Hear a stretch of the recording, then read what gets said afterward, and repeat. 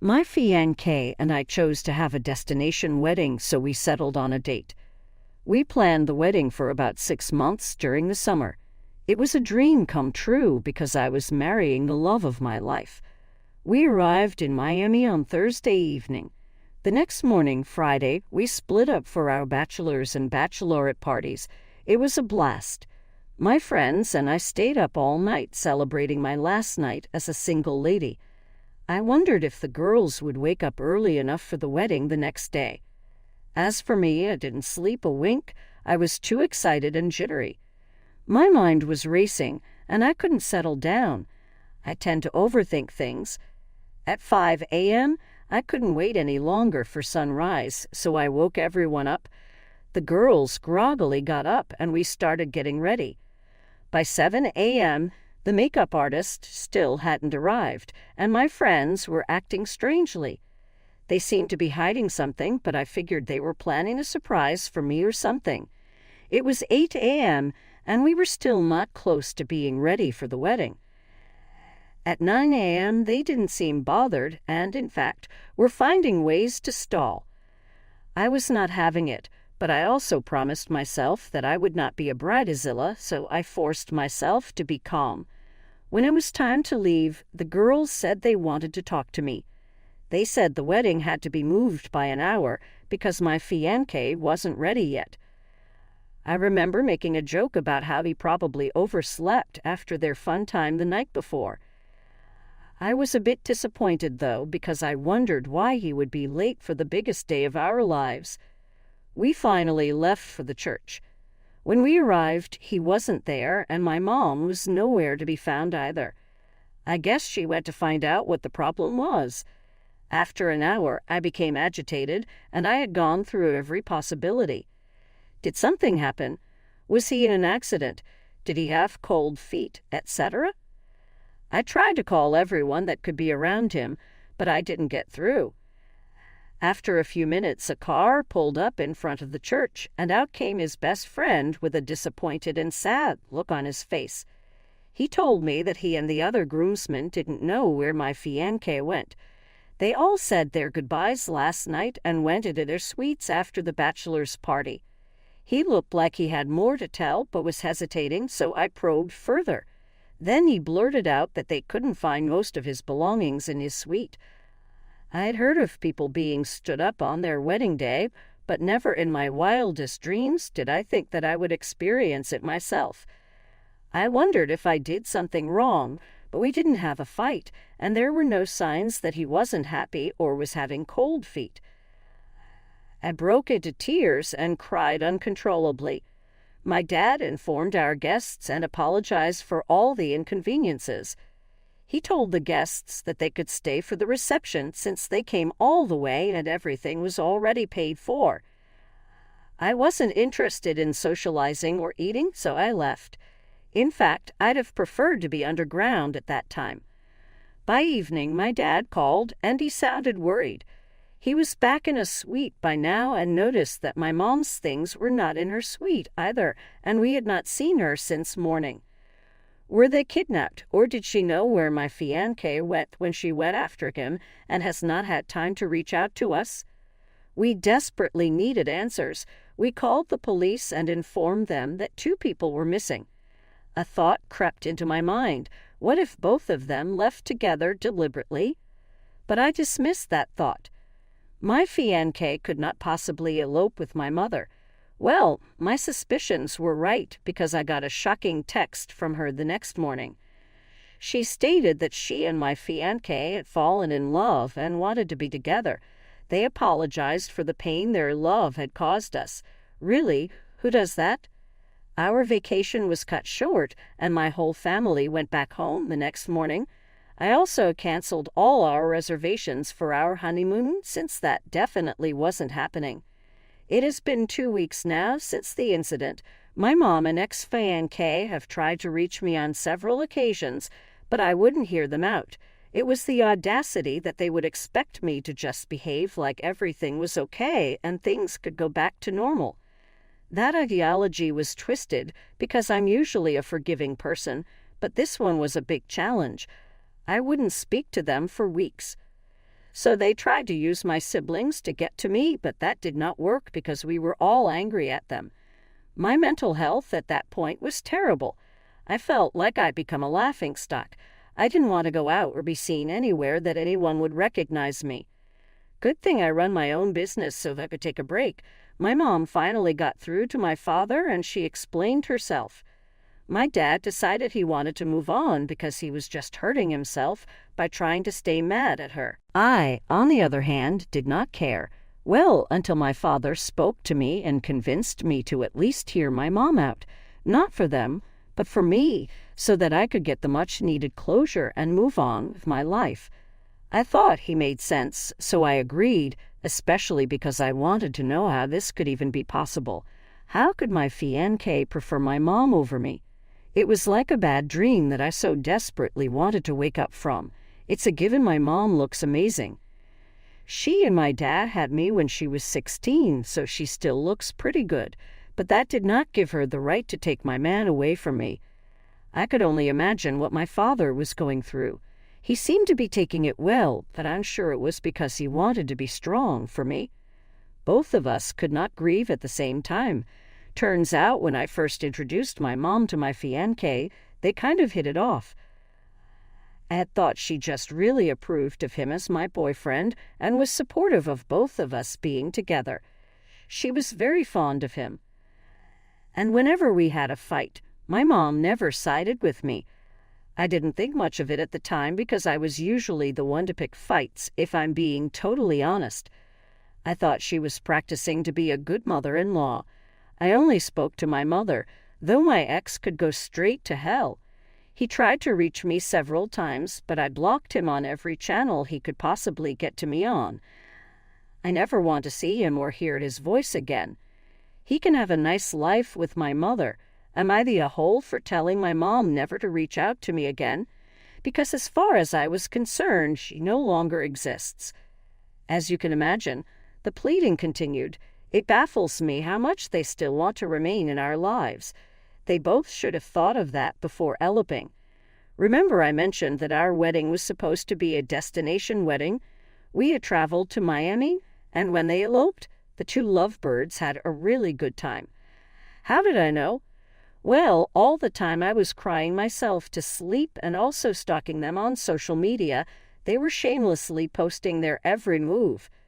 My mom went as far as calling me with an unknown number and started monitoring my movements to know when I was out so she could get the chance to speak to me.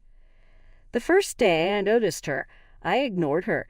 Then it became too much for me, and the thought of having her try to speak to me over and over again after telling her I never wanted to see her again was traumatic. Like, what couldn't she get? I wanted her out of my life for good. I tell you, this lady followed me everywhere. I was so fed up I served her a restraining order. Maybe one day I would let her back into my life, but I think she needs to respect my decision. I need time. What happened between us is not something that happens every day. That would be really weird if it were. Confession, I kind of forgot how to be single. I've had a boyfriend for years, and now it feels weird not to have one. It's like I don't know how to act. It may be funny, but that's an actual thing. I don't have to check up on anyone. No one is checking up on me. Worst of all, Valentine's was just a normal day. That never happened to me in the past 5 years. One thing's for sure, I'm not rushing into any new relationship. Still single like a Pringle, and I like it that way. I joined this group where ladies empower each other. We're not extreme feminists, but we encourage and stand up for each other. I'm learning to enjoy my own company. I also made this weird decision out of the blue to listen to my ex-fiancé and hear what he has to say. Sometimes I wish I never met him because of the way he hurt me, but I remember we also had really memorable times as well. I decided to meet him for breakfast at a coffee shop. He looked scared and shy when he came in through the door. It was like he didn't know if to approach me or to turn around, and he was sweating a lot. He finally took a seat and started to apologize. He said he wasn't sure how he and my mom fell in love, but they just did, and they hid their feelings for a long time because of the other parties involved. Still felt the anger. disappointment, rage, and even a little bit of jealousy. But right there at the coffee shop, I decided to let everything go. But I still didn't want them to have it easy, so I still maintain my restraining order. Call me petty if you want. You are definitely not the a-hole for asking them to be out of your life. I would probably do worse if I were in your shoes. I had a friend of mine in a similar situation. She did not take it well at all. You seem to be doing well. P.S. Your mother is crazy. The next story. I have been a nanny to a couple, we'll call them Jenna and Mitchell, for a few years now. They have been great people, and I also like the pace since they are fairly wealthy. They give me a big sum, and I also love their kids. They have a boy, 4, and a girl, 5, who are really sweet, and I look forward to seeing them. On to the problem. Jenna and Mitchell decided to host a party at a restaurant they live close to. No problem for me. I'll watch their kids like usual while they have their fun. They're giving me the rundown on things like the usual, but then something. All they said was, and make sure the kids are ready to be picked up by 9:30 p.m. I thought this was strange, but decided to push it to the back of my mind as they never said previously anything about other kids and only said that one statement. Maybe it was just a slip-up. About 20 minutes go by and Mitchell's and Jenna's friends come over to pick them up, I'm assuming. So I go over to meet their friends, and their friends brought all their kids for me to babysit. There were at least 7 kids I saw. I pulled Jenna aside and asked her why their friends expected me to babysit their kids and to just get someone else to babysit them, as I only agreed to babysit her kids. She seemed taken aback and said she thought I wouldn't mind since I don't do anything else with my time anyways. My husband died 11 years ago, so I'm always by myself at home now, which is true, but this was never part of the agreement. Apparently, all her friends were busy and couldn't come to the party because of their kids, and to save money and time, Jenna just offered to dump all their kids at her place for me to watch. I got angry and said unless she's willing to pay me 7 times the amount of money she pays me now, there's no way I'm watching 9 kids for the amount of time that they're gone, 8 hours, and I just wouldn't be able to handle it. Her face changed from confused to frustrated, and she said I should be lucky I'm their nanny at all with the amount of money I'm paid, and to be grateful and do this one thing as it's just one night. She just wants to treat her friends to a nice dinner.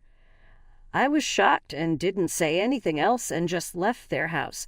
Mitchell later called me, cussing me out and saying how I humiliated them and embarrassed them with my actions and how they had to cancel everything last minute because of everyone's kids, and I was a selfish, stuck-up, lazy person for not doing this one-time thing. Didn't say anything the whole way through until he was done talking and just hung up. And now I'm really wondering if I messed up here. I really like their kids, and they were great people before this incident. Am I the a-hole? I didn't expect to be posting an update so soon, as I thought they would both just ghost me, and we wouldn't talk again, and they would find another nanny, but I was wrong. Jenna called me this afternoon, hoping for an apology. I picked up. She tried to guilt-trip me into babysitting for her kids again, saying how there isn't another one like me, and she didn't want a younger nanny because she didn't want the kids latching onto her and calling her mom.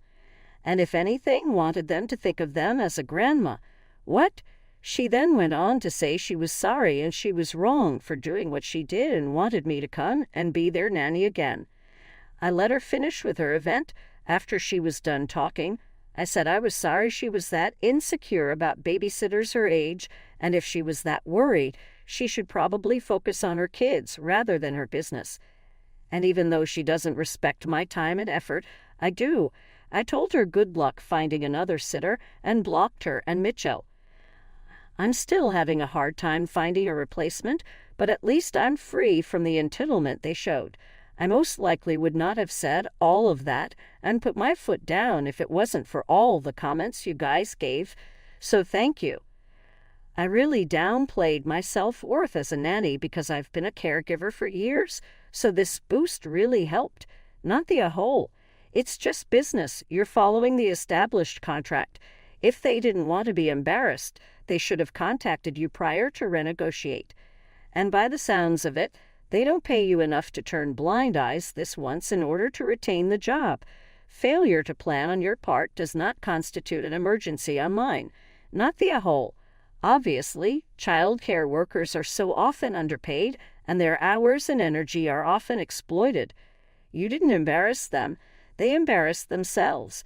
There should have been a discussion with you beforehand to see if you were available for the night and if you were willing to care for more children. And if you decided to do it, there should have been a strong increase in pay from the other parent's children. Super rude of them. Here's the next story. So you're out. I know the title sounds bad. So I moved to a new city a few years ago, and when I did, I met Kendall. We met on a dating app, but we realized that we both just moved to the city and used each other as tour guides or friends to meet people. We've been close friends ever since. We hang out 2 to 3 times a week and with texts throughout the day. Eventually, my friend moved to the city, and I met more guys, and we all hung out together.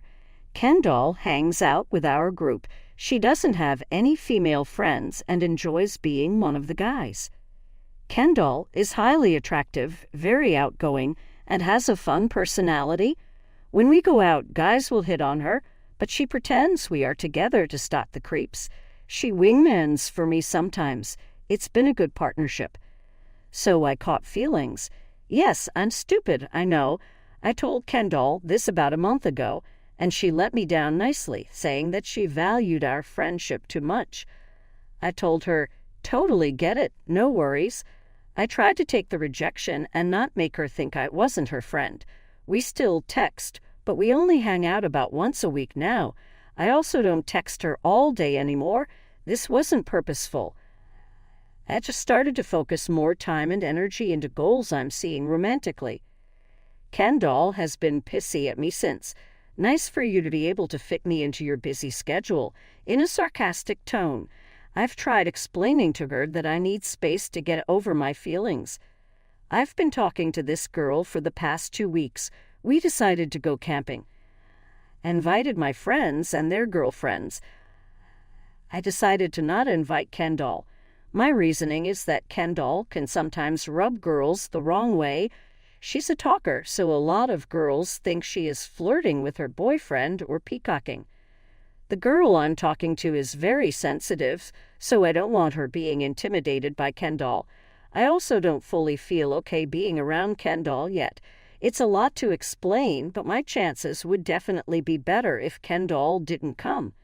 So Kendall asked about my plans this weekend. I told her I had plans with a girl. She read it and didn't respond. She then texted my roommate Dallas and asked him what he was doing. Dallas, not knowing, ended up telling her. I then got an essay from Kendall. She went off on me, saying that I was a shitty friend, that I stopped including her in my life, and to quit making an effort to ask her about her day. Told her that wasn't true, but I was dating now, and she needed to be cool knowing that meant I wouldn't be as available for her, and that maybe she needed to make some girlfriends if she wanted someone to vent to all the time. She would hurt my chances if she went, so that's why I didn't invite her. She then called me in a hole and then went and told Dallas she wasn't being invited because she turned me down. I told my friends that wasn't true and explained my reasoning, but some still think I'm being a jerk. Am I? Nope, not the jerk here. I might catch flack for saying this, but this girl had you doing all the things a boyfriend would do emotionally without reciprocating any girlfriend duties. She's the one in the wrong. She's making everything about herself, but how is she supporting you? It's unrealistic of her to expect to be the center of your world after turning you down. Seeing each other once a week is more like being adult friends. Your reasons are valid